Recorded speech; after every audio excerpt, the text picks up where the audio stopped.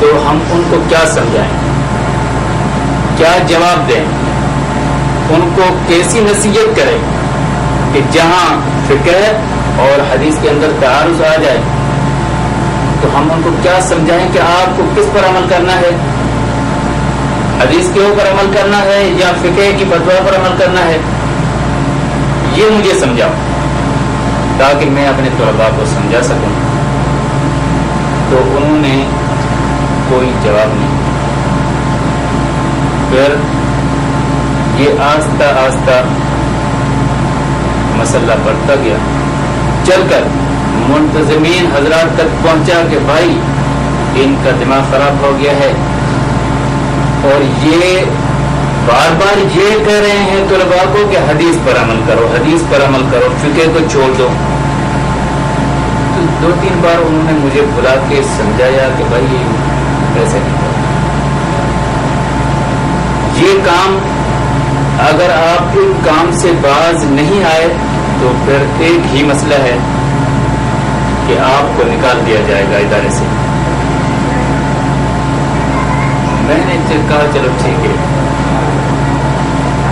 آخر کار میں نے اپنی مکمل تحقیق کے بعد یہ طلباء کو تلقین کی ہے، تحقیق کے بعد کہ پورے ان احادیث کو جو کتب میرے سامنے تھے ان کو مطالعہ کیا اور اس مذہب کو بھی مطالعہ کیا جو امام صاحبین ہیں جن کے نام پر یہ مذاہب چل رہے ہیں، ان کے تراجم کا بھی مطالعہ کیا۔ تحقیق کے بعد میں نے یہ تبلیغ کی ہے طلباء پر، بغیر تحقیق کے میں نے طلباء پر تبلیغ نہیں کی، کیونکہ مجھے پتا تھا کہ اگر میں یہ بغیر تحقیق کے یہ باتیں ان کو بتاؤں گا تو میرے اوپر یا میرے خلاف بہت ساری تحریکیں اٹھیں گی، ایسے ہاتھ بڑھیں گے میرے طرف روکنے کے لیے، سد باب کر دیا جائے گا، راستہ روکا جائے گا، لیکن میری تحقیق ہونی چاہیے۔ اور یہ تحقیق میں نے کہاں سے شروع کی وہ بعد میں بتاؤں گا، لیکن جو بھائی صاحب نے سوال کیا کہ مفتی حضرات یا اساتذہ حضرات انہوں نے کیا کچھ کیا آپ کے خلاف، تو انہوں نے یہ کیا کہ مجھے مدرسے سے نکلوا دیا کہ بھائی یہ اہل حدیث کا ایجنٹ ہے کہ بار بار طلباء کو تلقین کر رہا ہے کہ حدیث پہ عمل کرو، فقہ کو چھوڑو، لہٰذا یہ اہل حدیث کا ایجنٹ ہے، ہمارے کام کا نہیں ہے، اس کو نکال دو۔ پھر مجھے بلا کر کہا کہ بھائی آپ ہمارے کام کے نہیں رہے، کیونکہ آپ بار بار تبلیغ کرتے حدیث کے اوپر عمل کرو، یہ اہل حدیثوں کا کام ہے، یہ ہمارا کام نہیں ہے، لہٰذا آپ جائیں اور چلے جائیں اہل حدیثوں کے ساتھ جا کر مل جائیں۔ یہ اہل حدیث کون ہے؟ جب تک آپ کو پتہ نہیں تھا کہ اہل حدیث کون ہے؟ میری کسی اہل حدیث سے ملاقات نہیں ہوئی تھی، نہ ان کے موقف کا پتہ تھا، ان کا منشور کیا ہے اور یہ کس مذہب سے تعلق رکھتے ہیں یہ علم نہیں تھا، لیکن پھر بھی توکل اللہ پر میں نے کہا کہ مجھے جو نکال دیا گیا ہے وہ صرف اس وجہ سے کہ میں نے صحیح بات کی، حق کی بات کی کہ بھائی فرمان رسول کو مت چھوڑو، اطاعت رسول کو نہ چھوڑو، یہ بات کہی میں نے، یہ بات حق ہے، اگر حق کی وجہ سے مجھے یہ نکال دیتے ہیں تو مجھے سرو جشن قبول ہے۔ میں نے ان کے بعد منظور کر لی، میں نے کہا کہ چلو ٹھیک ہے، حق کے اوپر اگر ہمیں تکلیفیں آتی ہیں نکل گئی۔ اس کے بعد کیا اہل حدیث مدارس میں آپ نے رجوع کیا یا کس طرح سے جدوجہد جاری رہی آپ کی؟ بہت اچھا سوال ہے۔ اصل میں جب میں مدرسے وہاں سے نکالا گیا تو تقریباً 4-5 مہینے میں ایسے بیٹھا رہا۔ یہ بات میرے ذہن سے بھی نکل گئی کہ مجھے اہل حدیثوں کا تانا دیا گیا ہے، ان کی بات میرے سامنے رکھ کر پھر مجھے نکالا گیا کہ یہ اہل حدیث کا ایجنٹ ہے، یہ بات بھی میں نے بلا دی، بیٹھ گیا ایسے۔ اور میرے ذہن کے اندر، دل کے اندر بار بار یہ خیال آ رہا تھا کہ کوئی ایسا ادارہ ہو،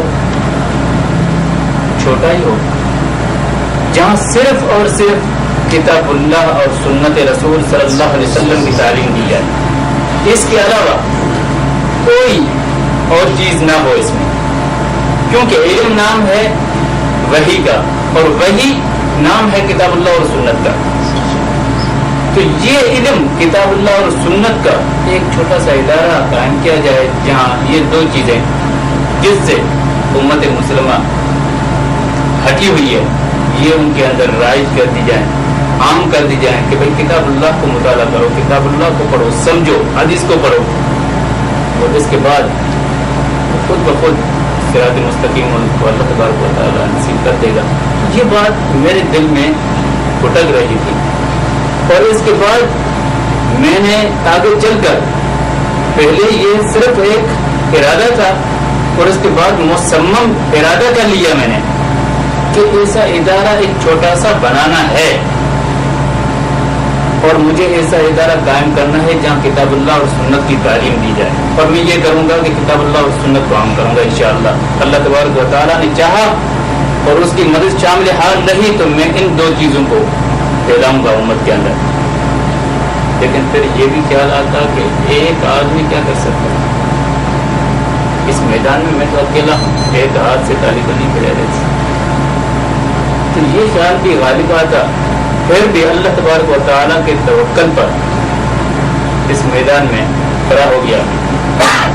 کوشش شروع کی کہ کہیں کوئی ایسا چھوٹا موٹا پلاٹ ہمیں مل جائے، وہاں ایک چھوٹا سا کچا مدرسہ تعمیر کر کے دین کا کام ہم شروع کر لیں اور آگے بڑھانا یہ اللہ تبارک و تعالیٰ کا کام ہے. تو پھر کچھ مالی وسائل کی وجہ سے عملی جامہ نہیں بنا سکا. اسی دوران ایک میرا دوست ہے جس کا نام محمد علی مٹا کا ہے،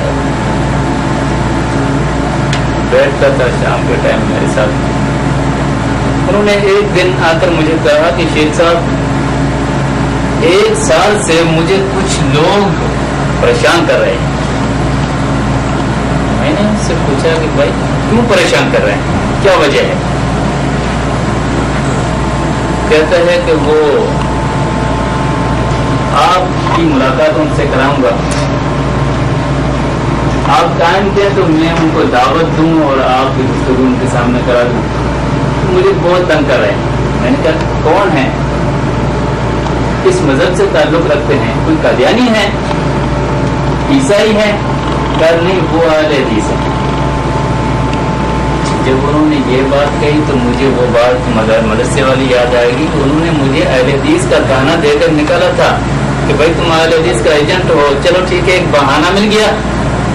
ان کو میں نے کہا کہ چلو ان کو بولا جو آپ کو تنگ کر رہے ہیں ان کو بلاؤ اور ان سے ان کا موقف معلوم کر لیں گے بھائی آپ کا موقف کیا ہے. تو اس نے ملاقات کروا دی. ان سے جب میں نے معلوم کیا کہ بھائی آپ کا منشور کیا ہے، آپ کچھ کھل کر میرے سامنے وضاحت کریں، تو انہوں نے کہا کہ بھائی ہم خود نئے ہیں، ہم بھی نئے مسلمان ہوئے ہیں. ان کا الفاظ یہ ہمیں پورا علم نہیں ہے، ہم عالم نہیں ہیں، لیکن یہ اللہ کا شکر کرتے ہیں کہ ہمیں صحیح دین کی توفیق اللہ تبارک و تعالیٰ نے بخش دی. صحیح دین یا غیر صحیح یہ تو بعد میں پتہ چلے گا، لیکن آپ اپنے موقف کی تھوڑی وضاحت تو کریں. چلو آپ نہیں کر سکتے تو مجھے آپ کے اکابرین سے ملوا دیں. تو انہوں نے کہا کہ ہاں یہ ہم کر سکتے ہیں. تو انہوں نے مجھے محققین سے ملایا، جس میں ڈاکٹر عبدالحفیظ سموح صاحب وہاں کے امیر ہیں جمعیت اہل حدیث کے، اور مولانا عبدالرزاق سے ملاقات کروائی. اور وہاں ان کا مدرسہ ہے بدین میں. انہوں نے مجھے میرے سامنے کتابیں لا کر رکھ دی کہ بھائی ہمارا موقف یہ ہے. ایک طرف میں نے دیکھا کہ کتاب اللہ ہے، تفسیر ہے، دوسری طرف احادیث مبارک ہے. تاکہ ہمارا موقف یہ ہے کہ ایک طرف کتاب اللہ، دوسری طرف احادیث رسول. یہ ہمارا مذہب ہے، یہ ہمارا منشور ہے، یہ ہمارا موقف ہے. اس سے ہٹ کر ہم کسی بات کو نہیں مانتے. میں نے کہا کہ بھائی یہی تو منشور میں وہاں سے لے کر نکلا تھا، تو پھر آپ میں اور مجھ میں فرق تو نہیں ہے.